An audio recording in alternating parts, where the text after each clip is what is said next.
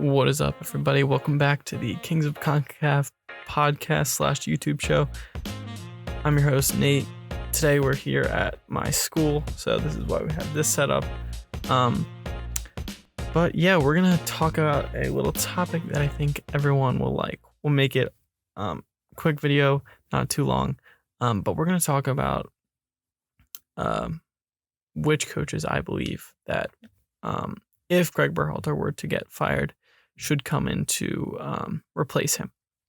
Now, there are quite a few coaches that are free agents that I just don't believe are, likely or even possible, like Zidane. There's no way Zidane's coming to coach US men's national team. Although I would love him to be the coach, he's not coming here. So we'll start off by my number one choice, and we'll go top three candidates. Number one, Jesse Marsch. So he is, a fantastic coach, in my opinion. He's American. Those two things check the boxes. Now, obviously, his spell at Leipzig did not really end how many thought it would. It was definitely not, an exceptional, time there. So that's not great. But I will say, I think he's a great coach. He's still young. He's still in his 40s, and he has coached at the top level. And, I think that he could really bring out the best in our players for the US men's national team. So I think he's easily the number one choice. I don't really think there's going to be many people that are going to argue that choice.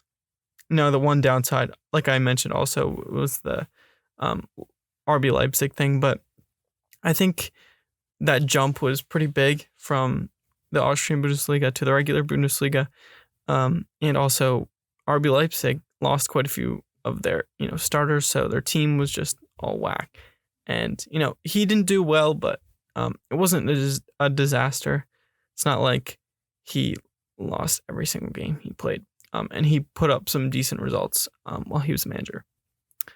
All right, so my number two option is Joachim Low. I think that's how you pronounce it, the old Germany manager. Now, he is someone that I could see potentially as a hire. You saw Jurgen Klinsmann get hired. He was the German, he's, of German descent.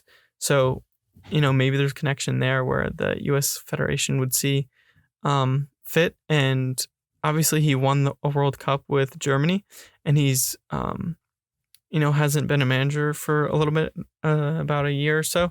So I think maybe he would be a nice fit. He'd be wanting to come back, and he's coached international level for a while. So I don't think that would be an issue trying to convince him to become an international coach. And obviously he knows how to win.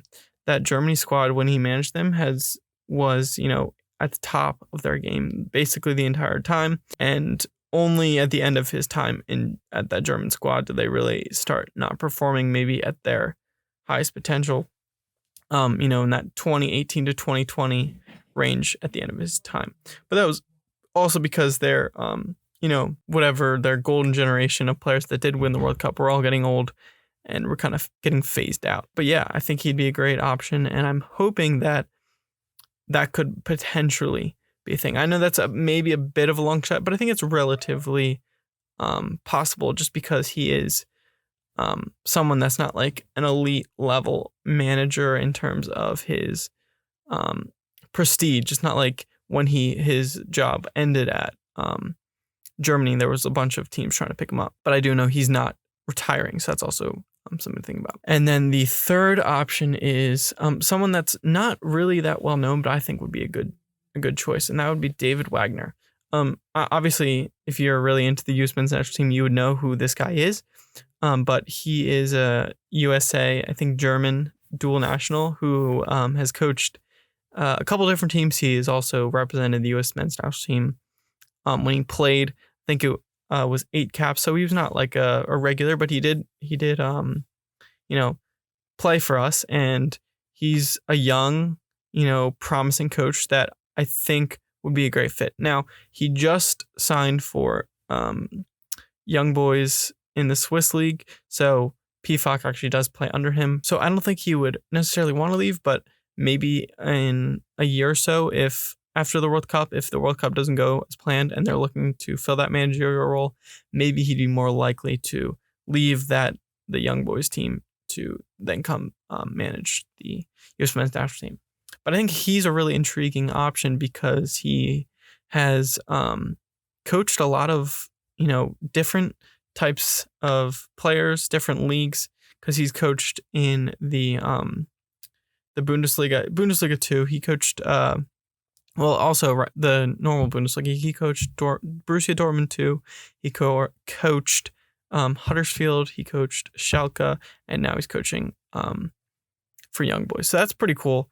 And I think he'd be a good fit. I think he has experience, and you look how that young boys team, they beat Man U, and obviously that Man U team's not great, but I think it's something to think about when you have a guy that is American, who is a young, coach, exciting coach, is gaining some traction in the coaching world. So I think he'd be a great fit, and I really hope that one of those three guys can potentially fill the shortcomings of Gregg Berhalter.